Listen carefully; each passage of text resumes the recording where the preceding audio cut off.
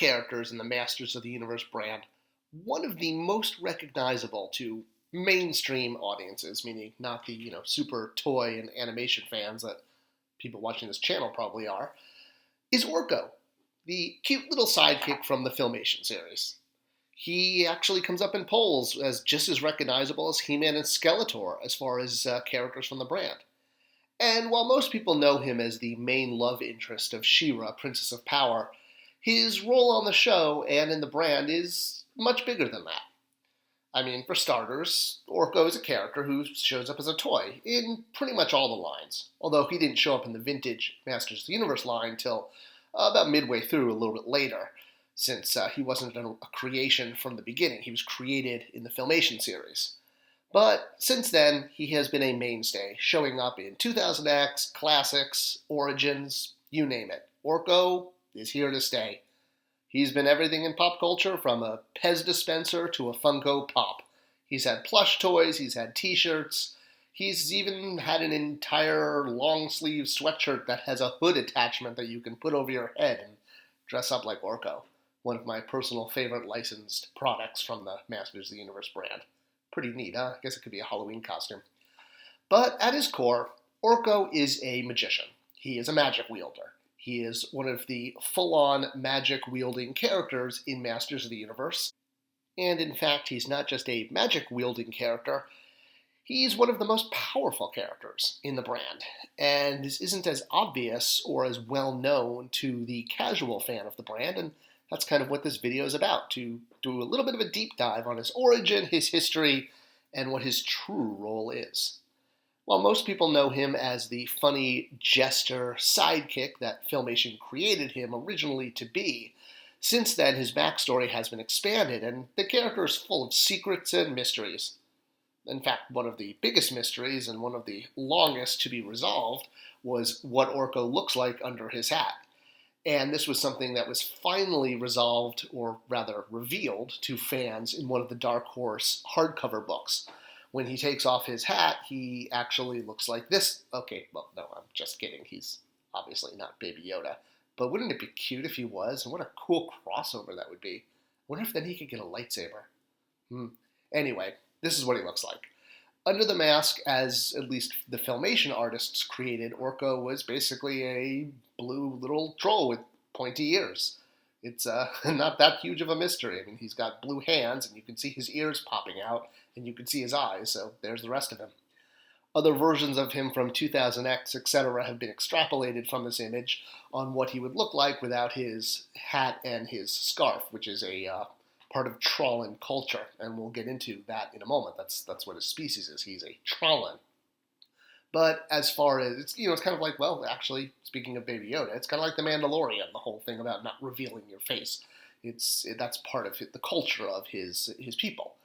So even though it has been revealed, that's what he looks like. Another one of Orko's mysteries is his name. So his name actually originally started out differently. He was called, in all of the early marketing material and even in the Filmation scripts, Gorpo with a G. But this had to change as things progressed. Although the name did stick around and was used on some of the European releases and even on the Origins release as Gorpo on package, I think because Orko in Spanish means orc, like the monsters from Lord of the Rings. Either way, the name Gorpo, while originally assigned to him, had to be removed because that would have required a G on his chest instead of an O, and the Filmation animators needed it to be an O so they could flip the animation cell left or right as needed depending on the scene, and an O is uniform.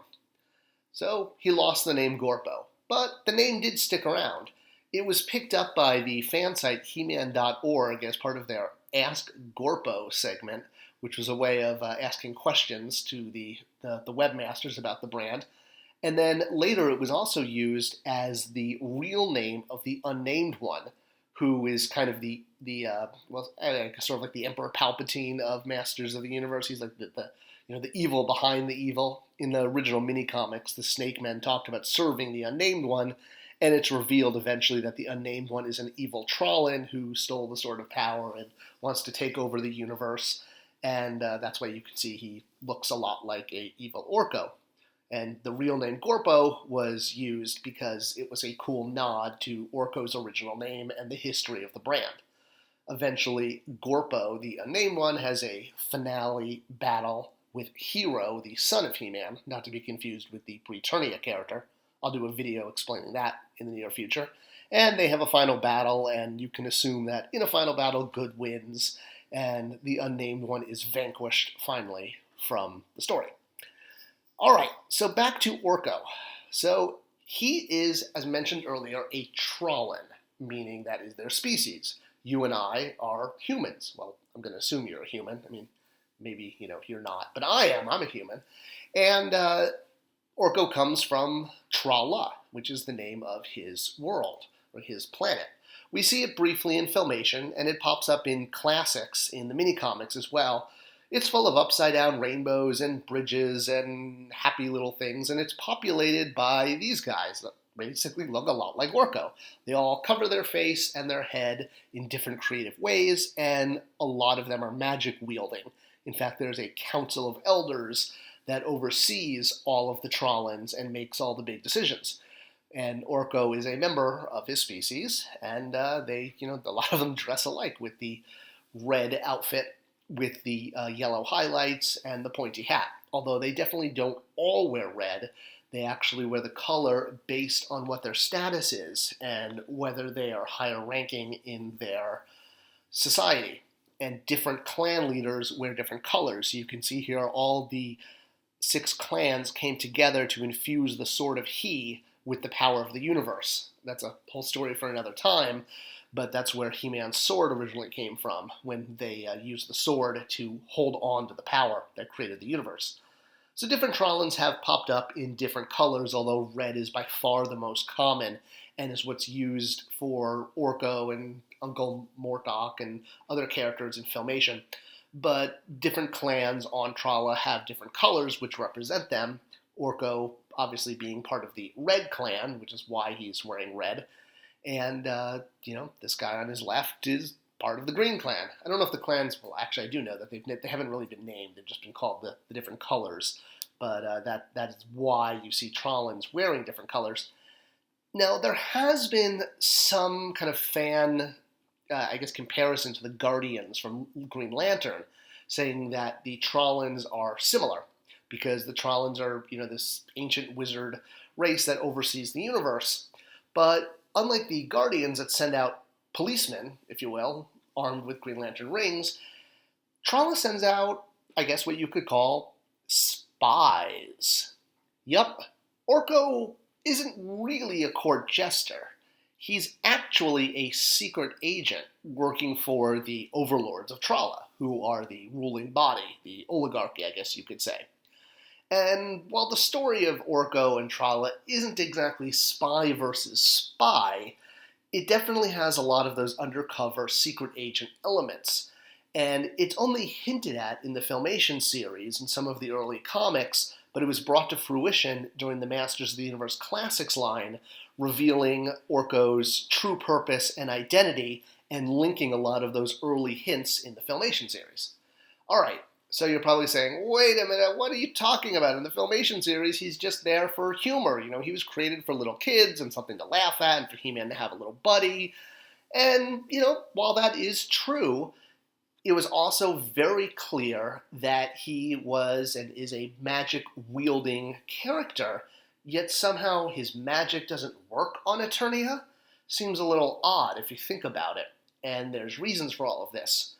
In the show, in the Filmation show is what I'm talking about, and as well as Princess of Power, and even the 2000X series, because it picked up on a lot of the early Filmation concepts, you had Orko casting spells mostly to entertain the king and queen.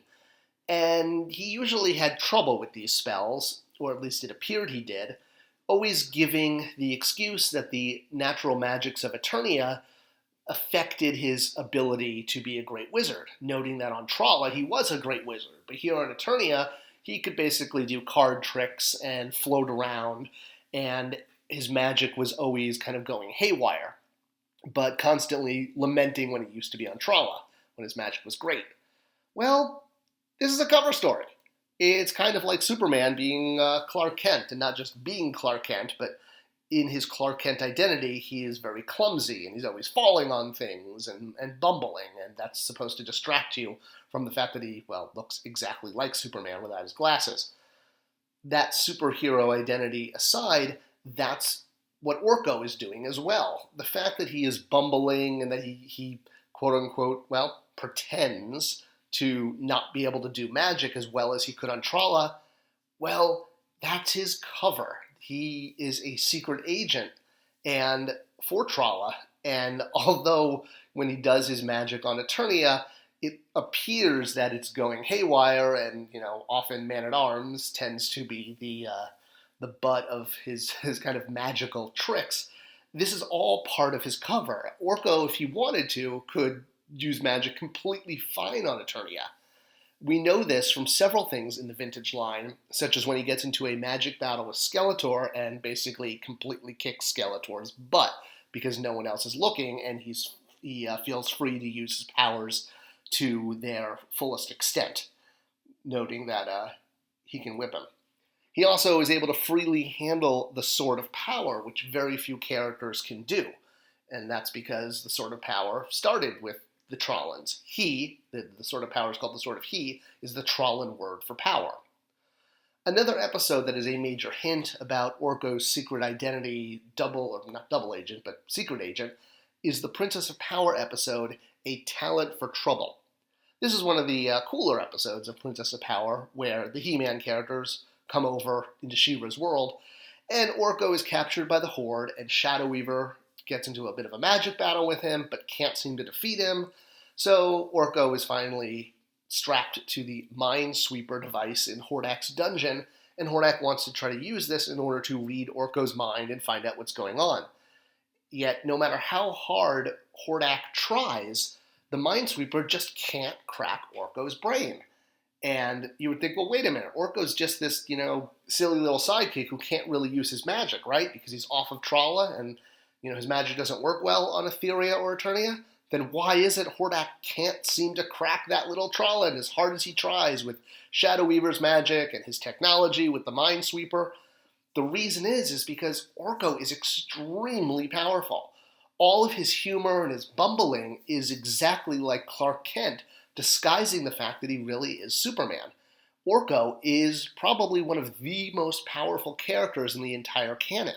His humor and his court gesturing, yeah, that's a word, all of that is to distract from the fact that he's really an undercover agent sent by the overlords of Trolla to watch over Prince Adam as he trains to become He-Man and the protector of the Sword of He, or the Sword of Power.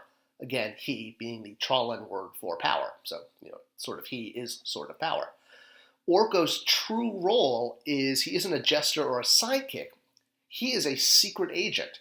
He is assigned by the overlords of Trolla to go to Eternia, and he basically fakes that he can't use his magic and fakes that all of his little tricks are just there to basically entertain people as a court jester, when really, if push came to shove, like when he was in that magical duel with Skeletor, or like when Hordak tried to scan his brain, he can put up quite a fight. He's out there with some of the most powerful mages on Trolla, and that is why he was chosen to go to Eternia and watch over Adam. I mean, Trolla wouldn't just send the second string to watch over the guardian of the Sword of Power, the Sword of He. They're going to choose the best of the best, and Orko was the best of the best. He was an amazing magician on Trolla and was assigned to Eternia as Adam's sort of, not caretaker, but, to keep an eye on him, to make sure, as he trained, everything went well.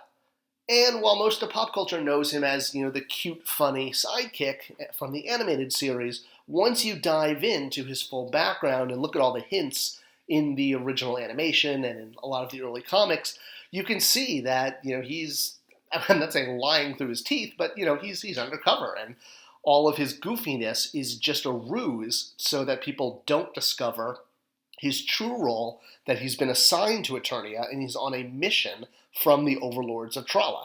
He didn't just accidentally come to Eternia. I mean, think about it. Does that really make sense that one of the most powerful magicians in the universe would accidentally wind up on Eternia, where the sort of he happens to be, and befriend Prince Adam, and get a role in the royal palace? No, it's all part of the master plan. There's too many coincidences there for it just to be a bumbling joke.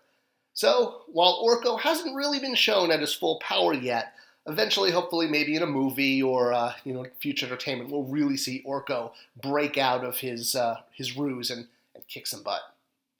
Hope you enjoyed this video and a look of the mysteries of Orko and his background. If you like this video, please do subscribe and give it a thumbs up. It tells YouTube to share it with other people. Leave your comments below and I'll be sure to answer them.